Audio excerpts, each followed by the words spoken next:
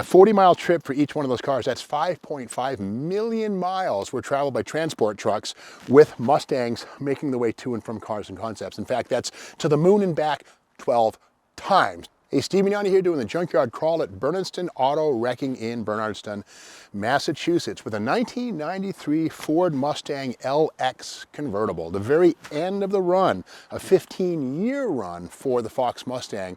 That went 1979 through 1993, one of the longest runs of a body type in history. Not the, but one of them.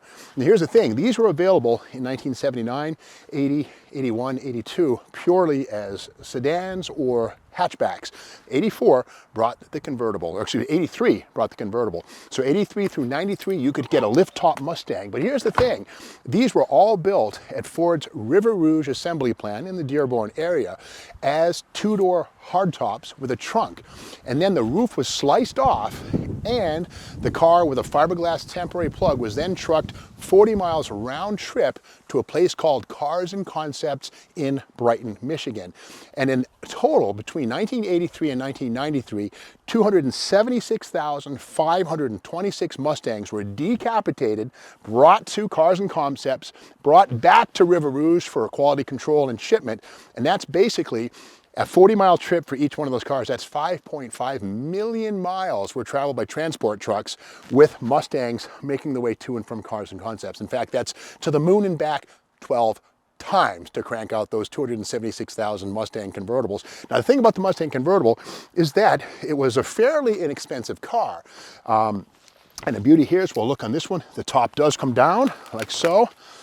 And can't get the rest to go like that, but that's the beauty. It was one of the first American cars to come back from the dark 70s with a factory available top. And again, keep in mind, this top was done by Cars and Concepts, but fully authorized by Ford. Now, this one does not have the mighty 5.0 right there. And of course, that would mean Mustang 5-liter GT or the LX-HO. So what do we have under the hood? Let us look. Now again, it's a 93, final year right here for the Fox Mustang. And, ooh, okay, there it is. This is the often overlooked 2.3-liter Lima four-banger, which actually has its roots in the early 1970s as the upsized engine for Ford Pinto 2.3. But again, these engines do have some dynasty, the Ford Mustang SHO, or SVO, excuse me, and of course the Mercor XR4 Ti both use turbocharged versions of this basic engine. But this one here is naturally aspirated. This is the single bore throttle body. This is 105 horsepower. Another $2,500 would have turned this into a 5-liter LX convertible, and you'd have 205 horsepower with the HO 302, the one that Vanilla Ice sang about cruising in my 5.0. He was talking about that engine. But this one here is what a fair number of these cars were equipped with. Not very sexy, not very exciting, but certainly got the job done. But again, we take our look around this one, and we can see here 1993, final year for the Fox platform. But if we come over here, we'll have a little bit of a look on the history of Mustang. Now, you got to remember that the Mustang was the first American car to be downsized way back in '74. This is the Mustang II, which was made 74 through 78 for model year run. And if you look inside here, we can see as good as things got was T-tops right there. That's it, man. No convertibles in this family. See right there, $689 is what you paid for the T-tops on the Pinto-based Mustang II. So in 1979, we get the all-new Fox platform, pretty cool piece, but again, not until 1983 could you get a convertible. Before that time, you got T-tops, which were an option, or even worse, check this out.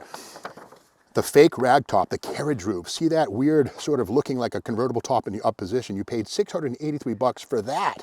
Again, that was the carriage roof effect on the two-door hardtop, which was simulation. But finally, for '83, Ford combined with Cars and Concepts in Brighton, Michigan to bring out the actual Ford Mustang convertible. Now, here's the thing. 1994 brought us the Fox 4, which was similar to the Fox, but with some changes. And finally, you can get a Ford Mustang convertible right on the assembly line. It's funny how Ford kind of ate their own tail in what they described. They say here, in-house assembly. The new Mustang convertible is a convertible by design and it's built right on the assembly line with the Mustang coupe. So it's quite unlike convertibles that start out as hardtop coupes and are modified by specialist companies after production. Also, the convertible's body has an X-brace under the engine compartment, plus heavier gauge steel in the rocker panels among its special reinforcement features. The result is a higher structural integrity, comfort, and a true convertible. In other words, Ford was talking to themselves, because that's what they did for like 276,526 cars. 12 trips to the moon and back, to and from Brighton, Michigan, to convert coupes into convertibles.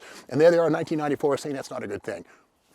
Anyway, speaking of good things, here's Motor Trend right here. And we all know that Motor Trend never makes a mistake, with one exception: canceling Roadkill's Junkyard Gold, just saying. And here is Motor Trend. This is the November 1993 issue, and that really cool hologram of the new Mustang right there on the cover. And this was, the Mustang was such a big deal that in 1994 Ford bought or somehow put it on the cover of Motor Trend. And one thing too that 1994 brought the Fox 4 was 5-lug wheels. Well, not here. The Foxes all had 4 lugs, with the exception of, I believe, the SVO, which had 5 luggers. But again, this one does have the 5-liter GT style, or the LX style wheels, which could be had on 4-bangers for $401 as Ford built out remaining stocks of the wheels that formerly were used only on V8 cars. Inside, let's have a peek. And there we have the bucket seats, of course, standard. All Mustangs from day one, floor shifts, no steering column mounted shifters ever on Mustang. This does have power windows, which is something you could not get in 79 or 1980, 81 onward. You could finally get the power window option. And something interesting about the coupe that we see these are based on, this car actually went down the assembly line at River Rouge as a coupe, and some people came along at the line, cut the roof off, and put on a fiberglass cap for its 20-mile trip to and 20-mile trip from Cars and Concepts, where this thing was turned into a convertible. And if you really dig in on these, you can kind of see some rough edges and raw areas. Underneath these here, we won't pull this thing apart, but we can see right here some saber marks below these things. I want to wreck this thing, but they're actually rough edges inside these things, and this little doohickey right here, this is something that was added by Cars and Concepts right here to better align the door to the body, because again, without a roof, there's a whole lot of flex in the cowl, and these also have bigger section boxes right here than do hatchbacks and lesser non-convertible Mustangs. And there's even bolt-on plates underneath the floor to stiffen these things up. So again, all of that was done by Cars and Concepts, an off-site vendor to Ford. I like to play a little game before we move on. What's in the box? Okay, the glove compartment here is ripe for exploration. There's the automatic right there, by the way. It's an automatic with overdrive, but with that little 4-banger, 105 horse, this must have been a pretty mellow car. Okay, air. Well, we got a little acorn nut here. Some creature was in here having dinner. Nothing there. But anyway, this one here is pretty typical of a Secretary Special. Let's look in the trunk. Oh, this is interesting. Look at this. Somewhere along the line, somebody added a Ford Mustang GT style cheese grater taillight, which bolts on, but was not equipped on any convertible or any Mustang LX or LHX. These are strictly add-on goodies. The trunk on these things is fairly commodious. I like that term. I keep using it. And yeah, spare tire goes underneath. And some of these had aluminum spares. Now here's the steel. Okay, steel spare wheel right there, 4 lugs. You can see here, special service spare, temporary use only. Kind of an interesting original touch. This car apparently never had a flat tire, hard to imagine. But one thing about the Mustang Fox convertible, it was the only member of the Fox body family that had functional rear windows. On the hatchback and the sedan, rear glass was fixed, but on the convertible only, these things roll down into the rear quarter panel. So that's one thing that made the convertible stand above or below or sideways the other cars.